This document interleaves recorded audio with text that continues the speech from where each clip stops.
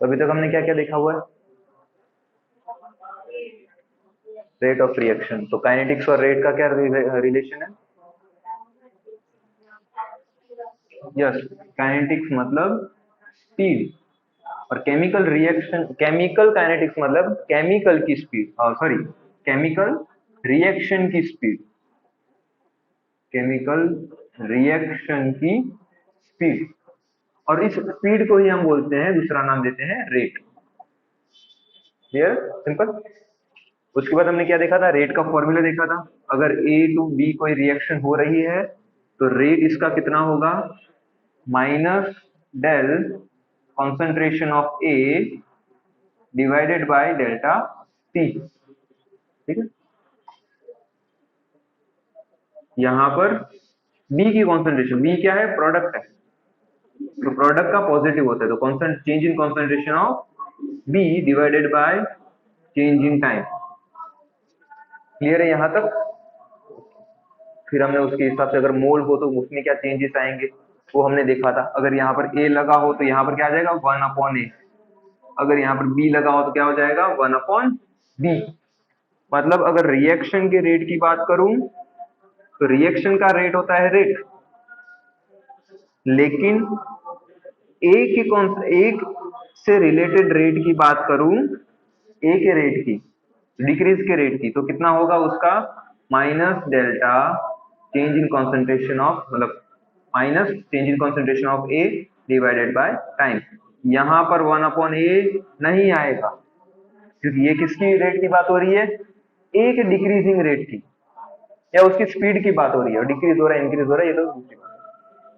समझ में आ गया? सेम तरीके से बी का भी, हम अगर बी के रेट की बात करें तो बी का रेट क्या होगा? Change in B divided by delta T. 1/b नहीं आएगा, क्योंकि यहां पर रेट की किसकी बात हो रही है? बी के रेट की बात हो रही है। किसकी? बी के रेट की बात हो रही है। जब प्रोडक्ट के रेट की बात हो तो उसमें जो मोल होगा वो नहीं देखना है। रिएक्शन के रेट की जब बात हो रही हो तो उसमें देखना है ये रेट, ये वाला है, ये वाला है। तो ये सब, ये जो रिएक्शन का रेट होगा वो इसके इक्वल होगा। ये सारे के सारे क्या दिखाते हैं हमें? Rate of reaction. ये क्या दिखा रहे हैं हमें? रेट ऑफ ये रिएक्टेंट, और ये रेट ऑफ प्रोडक्ट। उसमें मोल कंसीडर नहीं करते। यहां तक बात समझ में आ गई। तो अब हम आगे बढ़ते हैं, फैक्टर्स अफेक्टिंग रेट या काइनेटिक्स ऑफ रिएक्शन, कुछ भी बोल सकते हैं। Factors affecting kinetics of reaction या फैक्टर्स अफेक्टिंग रेट।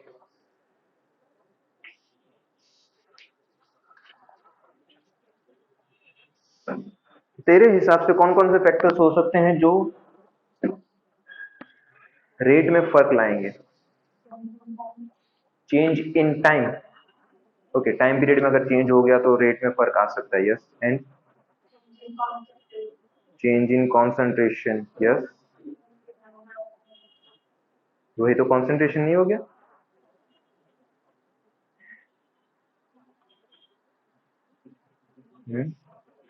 रिएक्शन में जो मोल लिखे होते हैं आगे वो तो वही रहेंगे, ठीक है। कॉन्सेंट्रेशन में चेंज, ओके, फिर टाइम में चेंज, उसके बाद इन शॉर्ट मैं यही पूछ रहा हूं कि किस तरह से हम रिएक्शन की स्पीड को चेंज कर सकेंगे, कभी जल्दी करनी हो कभी कम करनी हो। अगर चाय बनानी है, ठीक है, चाय बनानी है तो हम किस तरह से उसकी स्पीड को कंट्रोल करेंगे? हाँ हाँ, तो उसको हम नोटबुक में क्या लिखते हैं? फ्लेम को, या तो वो जो हम दे रहे हैं उसको, तपेली को हीट, और हीट को क्या बोलते हैं दूसरी लैंग्वेज में, मतलब दूसरे तरीके से? टेम्परेचर। बच्चों की तरह एबीसीडी सिखानी पड़ेगी। ओके चलो।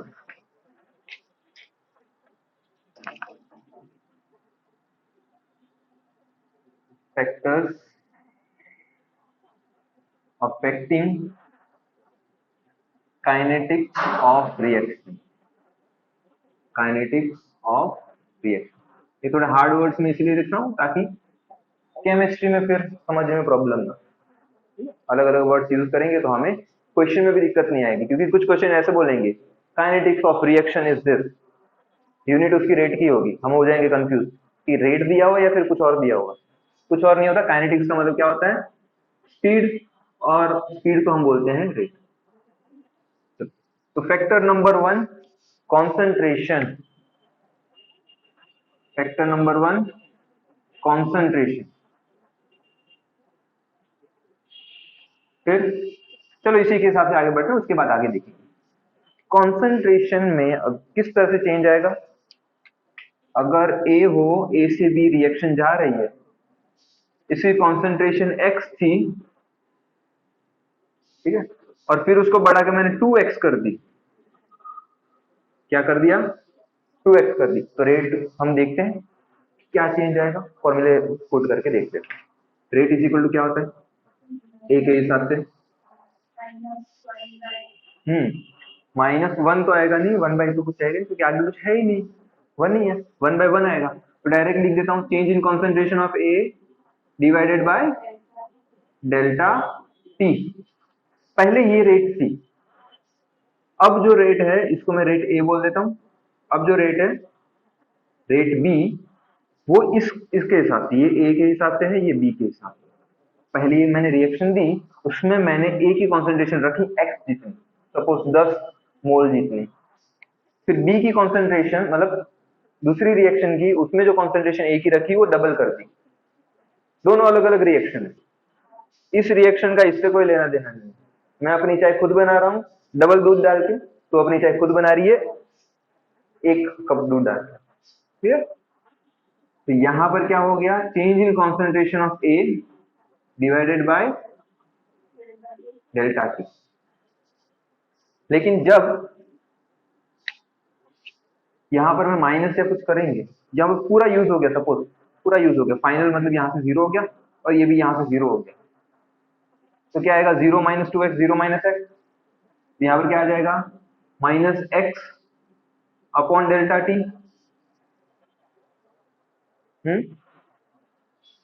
और यहां पर क्या आ जाएगा? सॉरी, माइनस में प्लस प्लस आएगा, हाँ। और यहां पर क्या आ जाएगा? 2x upon delta T. Change in concentration क्या हुआ? फाइनल ये है, इनिशियल ये है, फाइनल माइनस इनिशियल किया तो x माइनस ऑलरेडी था तो पॉजिटिव बन चुका है। ये डेल्टा टी, ये डेल्टा टी, टाइम अलग होगा उनका, इसको मैं बता देता हूँ टी डैश टी डैश, ठीक है। अगर मैंने दूध ज्यादा लिया है तो उसको गर्म होने के लिए भी ज्यादा टाइम लगेगा, ऐसा नहीं बोल रहा कि डबल लगेगा, लेकिन चेंज होगा, इसके टाइम में और इसके टाइम अलग होगा, उसको अभी कंसीडर नहीं करें, हम कॉन्सेंट्रेशन के हिसाब से देख रहे हैं। तो जब मैंने रेट को देखा कॉन्सेंट्रेशन के हिसाब से, तो क्या हो रहा है? डायरेक्टली प्रोपोर्शनल है, इनवर्सली प्रोपोर्शनल है?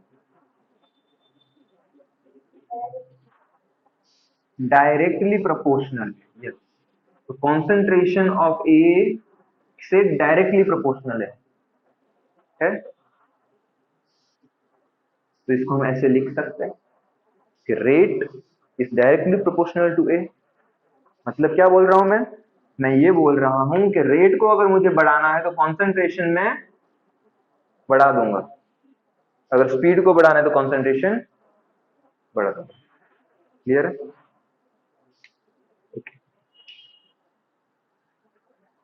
फिर यहाँ पर ये समझ में आ गया। अब यहाँ पर हम अगर हमें इसको निकालना, अगर मुझे इस यहाँ पर इक्वल टू लाना हो तो मैं क्या लिखूंगा, rate is equal to some constant आएगा यहाँ पर, और इसी कांस्टेंट को बोलते हैं हम रेट कांस्टेंट। क्या बोलते हैं, रेट कांस्टेंट। ये कुछ कांस्टेंट वैल्यू है जो रिएक्शन के हिसाब से अपनी पर्टिकुलर रिएक्शन पे पर्टिकुलर कांस्टेंट होता है। क्या होगा, पर्टिकुलर रिएक्शन, किसी एक रिएक्शन के लिए किसी उसी रिएक्शन का कांस्टेंट होगा। अगर मैंने इसकी कॉन्सेंट्रेशन चेंज कर दी, इसके लिए सपोज के था तो इसके लिए जो होगा वो के डैश होगा, कुछ और ही होगा, लेकिन होगा एक कांस्टेंट जिसको हमने क्यों लगाया, क्योंकि यहाँ पे डायरेक्टली प्रोपोर्शनल है, प्रोपोर्शनलिटी हटाने के लिए, और इसे प्रोपोर्शनलिटी कांस्टेंट बोलते हैं। और रेट का प्रोपोर्शनलिटी कांस्टेंट है, इसलिए हम इसको रेट कांस्टेंट बोलते हैं। क्लियर, पूछना है इतने में कुछ, कॉन्सेंट्रेशन के टर्म में समझ में आ गया। अगर कॉन्सेंट्रेशन बढ़ा दूंगा तो क्या होगा, रेट बढ़ जाएगी। ये तो हमने थोड़े सिंपल तरीके से समझा। अगर थोड़े डीप में हमें समझना हो तो इसको मैं समझाता हूं। अगर एक बारी में, अगर एक बारी में एक इंसान जा रहा है किसी को मारने के लिए, या कुछ भी, चलो कुछ भी कर सकते हैं, क्या बोले, तो बस पत्थर उठाने, ब्लॉक्स पड़े हुए हैं बहुत सारे, उस ब्लॉक को उठा के एक रूम में से दूसरे रूम में रखना है। तो अगर एक इंसान आएगा तो रिएक्शन कैसे होगी, रिएक्शन कैसे होगी, एक ब्लॉक उठाएगा और एक रखेगा, एक उठा के एक रखेगा। लेकिन अगर इंसान के नंबर बढ़ गए तो, मतलब इंसान बढ़ गए तो, मतलब यही बोल रहा हूं कि अगर कॉन्सेंट्रेशन बढ़ गई तो क्या होगा, अगर वो 4 इंसान आ गए तो फिर 4 पत्थर रखेंगे। नंबर पे मत जाना कि 4 आएंगे तो 4 ही बढ़ेंगे। समझ में आ रहा है क्या हो रहा है, जितने रिएक्टेंट बढ़ रहे हैं उसी टर्म्स में, उसी स्पीड में प्रोडक्ट भी जल्दी जल्दी फॉर्म होगी। समझ में आया, मतलब कोई एक मॉलिक्यूल है, वो रिएक्शन करने के लिए, रिएक्शन कुछ भी लेके, सपोज ये अल्कोहल के साथ या किसी बेस के साथ रिएक्शन करके मॉलिक्यूल बी बना रहा है, तो इसका कॉलिजन बढ़ जाएगा, उसे कॉलिजन थियरी बोलते हैं। जब कॉन्सेंट्रेशन इंक्रीज करूंगा तो क्या बढ़ जाएगा, इसका नंबर ऑफ कॉलिजन बढ़ जाएंगे। पहले एक ही मॉलिक्यूल चेंज हो रहा था एट 1 सेकेंड, सपोज मान लेते हैं 1 सेकेंड में एक मॉलिक्यूल चेंज हो रहा है प्रोडक्ट में। अगर कॉन्सेंट्रेशन बढ़ा दी तो 2 मॉलिक्यूल फिर चेंज होंगे प्रोडक्ट में, मतलब 2 प्रोडक्ट बनेंगी। समझ में आया, इसकी स्पीड बढ़ रही, पहले एक मॉलिक्यूल कुछ प्रोडक्ट बना रहा था, एक मॉलिक्यूल आया, उसने सामान उठाया और जाके प्रोडक्ट बन गया।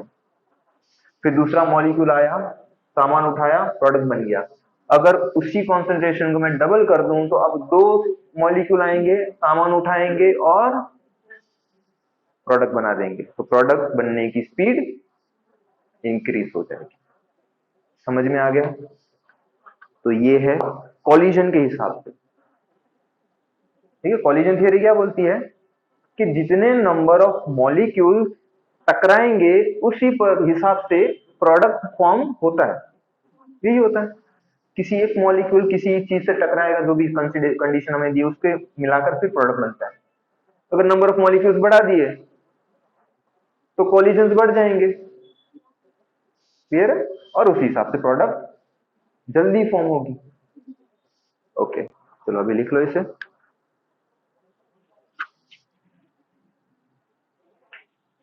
ये कौन सी थियरी लिखे, इसका ह्यूमन का एग्जांपल लिया था। ये नंबर जो है इसको रिएक्शन से भी मत मिला, रिएक्शन की कॉन्सेंट्रेशन ऐसा मत मान लेना कि एक था तो एक ही बना, 4 थे तो 4 ही बने, ऐसा नहीं मानना, ये इंसान थे।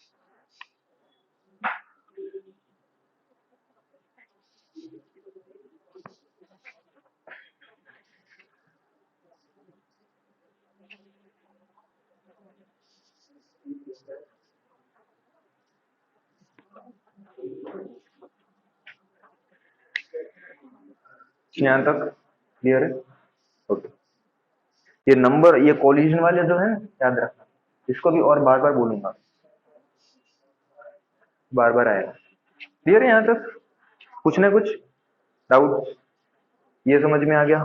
कॉन्सेंट्रेशन बढ़ेगा तो क्या हो जाएगा?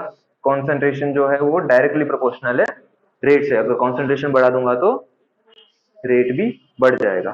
ठीक है?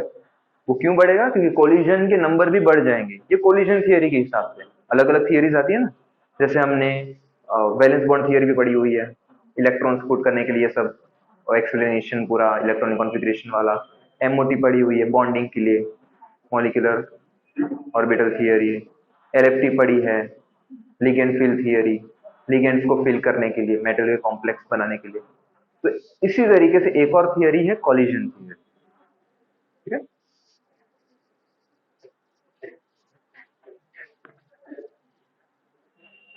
ये था कॉन्सेंट्रेशन के हिसाब।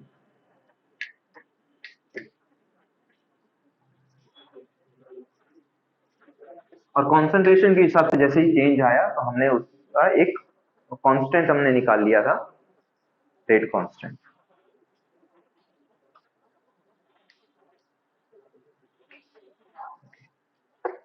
तो पहले रेट कांस्टेंट को समझना है, आगे एक फैक्टर और करा दूं। हाँ, पहले एक फैक्टर्स कर लेते हैं, कोलिजन थियरी और ये जो था ना सबको मिलाकर, ताकि इसमें समझ में सब कुछ आ जाए, कोई डाउट ना रहे। टेम्परेचर के हिसाब, तो टेम्परेचर में चेंज आएगा तो क्या होगा? कॉन्सेंट्रेशन में अगर मैंने 1 लीटर दूध डाला, तो अगर मैं गर्म करूंगा तो कॉन्सेंट्रेशन बढ़ जाएगा दूध का, दूध 2 लीटर हो जाएगा। यस, स्पीड में, रेट में चेंज आएगा। इसमें रेट में चेंज आएगा। अगर टेम्परेचर इंक्रीज करूंगा तो रेट भी इंक्रीज होगा। अगर चाय मैंने उबालने रखी है, अगर धीमी गैस पर अगर उबालूंगा तो उसको टाइम ज्यादा लगेगा, और अगर फुल गैस कर दूंगा तो जल्दी चाय बन जाएगी। समझ में आ गया? तो यही है, टेम्परेचर इंक्रीज किया तो क्या हो गया? रेट इंक्रीज हो गई। ठीक है? ऐसा मान सकते हैं किसी, चलो वो थोड़ा उस एग्जाम्पल पर रहने देते हैं, वो थोड़ा टेम्परेचर का दूसरा कौन सा एग्जाम्पल था? हाँ, कोलिजन थियरी के हिसाब से समझ। इंसान को नहीं लेना इसमें, जो एग्जाम्पल नेक्स्ट था वो इंसान का था, इंसान को नहीं लेने, कोलिजन को ले लेते हैं। ये मॉलिक्यूल्स थे, कुछ मॉलिक्यूल्स थे तो नॉर्मल टेम्परेचर पे रिएक्शन तो दे ही रहे थे, प्रोडक्ट तो फॉर्म कर ही रहे थे, धीरे धीरे धीरे धीरे।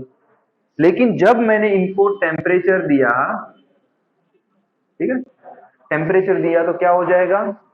इनमें हीट बढ़ जाएगी। क्या बढ़ जाएगा? Delta H. एंट्रोपी क्या हो जाएगी? एंट्रोपी भी बढ़ेगी, एंट्रोपी भी बढ़ेगी। तो डेल जी क्या हो जाएगा? डेल जी क्या हो जाएगा? डेल जी और नेगेटिव हो जाएगा, नेगेटिव हो जाएगा ना। डेल जी का फॉर्मूला क्या होता है? Delta H minus T delta F. अगर टेम्परेचर इंक्रीज करूंगा तो ये वैल्यू इंक्रीज होगी। ठीक है? डेल्टा एच क्या हो जाएगा? ये कम हो जाएगा, हाँ, ये डिक्रीज हो जाएगा, और ये भी और नेगेटिव हो जाएगा।